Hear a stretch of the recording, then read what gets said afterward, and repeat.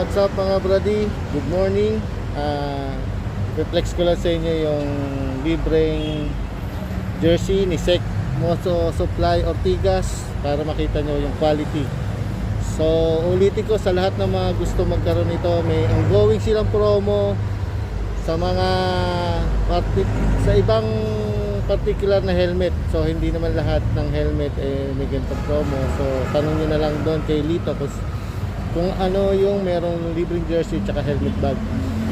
So mga brody, ito yung quality niya, tingnan nyo. So ayan mga brody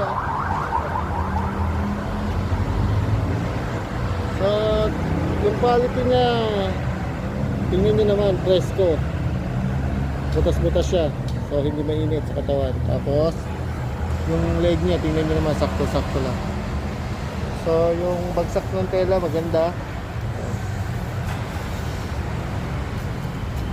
So ayan mga brody, komportable. Yan maganda, tingnan nyo naman yung forma, maganda.